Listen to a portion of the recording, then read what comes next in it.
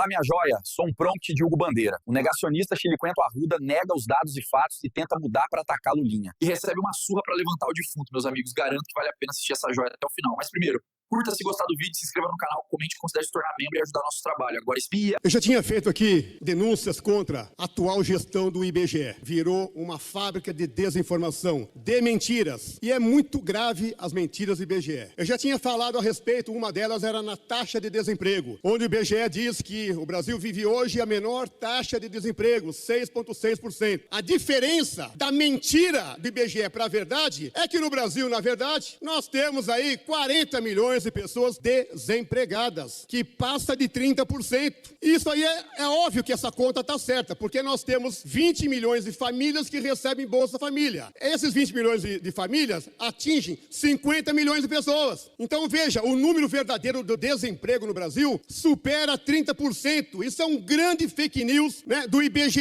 o que é muito grave essa mentira. Lembrando que em 2024 tivemos 7,4 milhões de pessoas que pediram o seguro-desemprego. Então está escancarado aí mais essa mentira do IBGE. É vergonhoso isso, gente. Às vezes eu acho que tem parlamentares aqui com sérios problemas cognitivos, de interpretar a realidade ou de ter franqueza em suas falas. Eu ouço aqui, como ouvi hoje, que o Brasil bate recorde de desemprego, que é isso, é aquilo. E por que eu subo essa tribuna hoje? Para fazer uma simples comparação macroeconômica. Quando o inominável deixou a presidência da República em 2022, a inflação nesse país era 12%. O ano passado, a inflação fechou no Brasil 4,7%. Uma diferença gritante. Mais ainda, o maior PIB do governo do inelegível é bem menor do que os 3,6% que cresceu o Brasil nesse ano. Para ser exato, o seu recorde foi 2,4%. Ou seja, inflação menor, PIB maior. A posição do Brasil no ranking da economia mundial em 2022 era a 12ª. A posição do Brasil agora é 10ª, com prospecção de passar a ser a 9ª no próximo ano. Aqui tinha um negócio chamado Risco Brasil. Ah, o Risco Brasil daqui, Risco Brasil de lá. No governo do faz de conta, o Risco Brasil era de 300 pontos. No governo do presidente Lula, o Risco Brasil é 152 pontos. Vamos de novo. Aula de economia básica, deputado Arruda. De 300 pontos caiu para 152 o Risco Brasil. A inflação de 12 diminuiu para 4,7. E o PIB aumentou para 3,6. E a economia deixou de ser a 12ª do mundo para ser a 10ª. O Brasil, nesse trimestre, é o 5º país que mais cresce no mundo, com 1,4%. Nesse trimestre de agora. E o desemprego, no governo do imbrochável, era 13,2%. Hoje, no governo do presidente Lula, fechado ano passado, 6,6%. E em maio desse 25, ele é de 6,2%.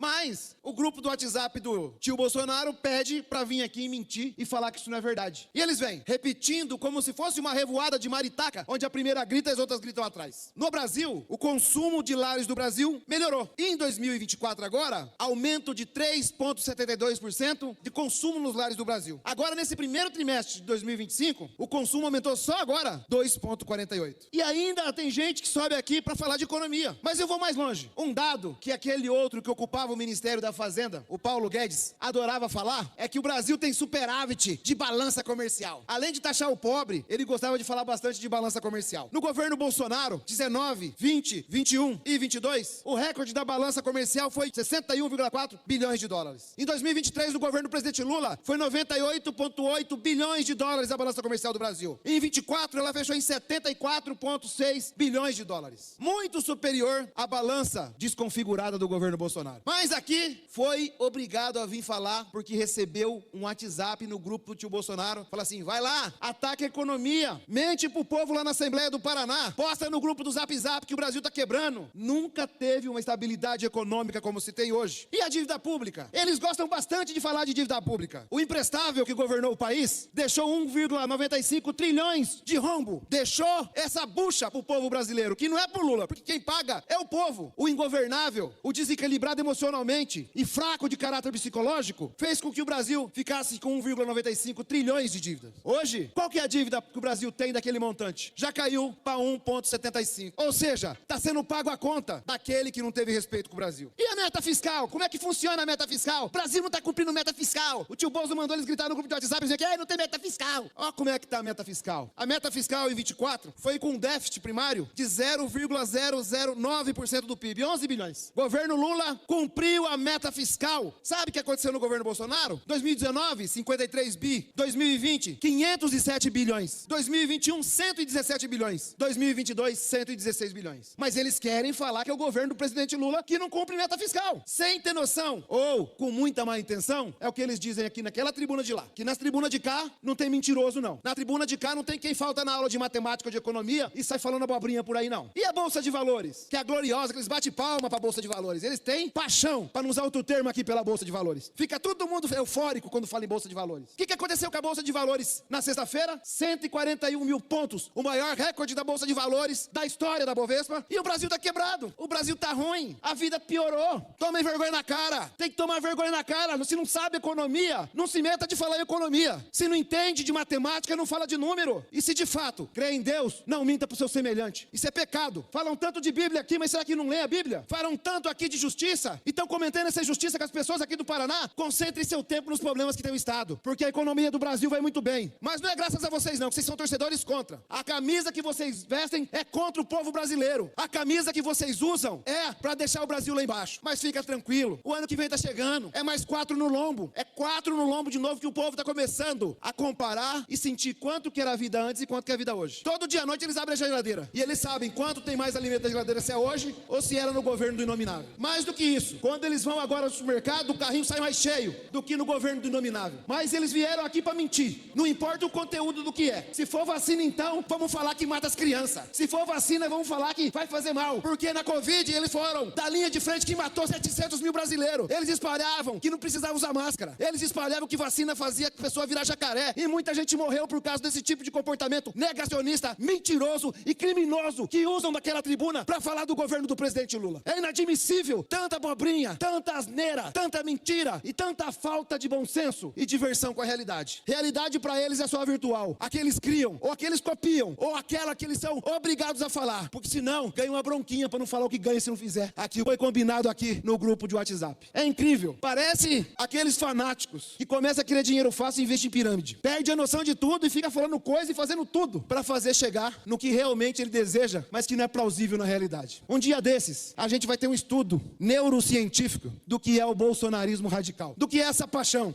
do que é esse T maiúsculo bem grandão que eles têm por aquele que mentiu pro povo, que saiu falando que ele carregava Deus, pátria e família. E no final de contas, a gente sabe que ele saiu carregando uma sacola de joia dentro de um avião com cocaína. O legado deixado por aqueles que batiam continência na frente do quartel, abraçavam e beijavam o pneu e usavam o celular para chamar extraterrestre.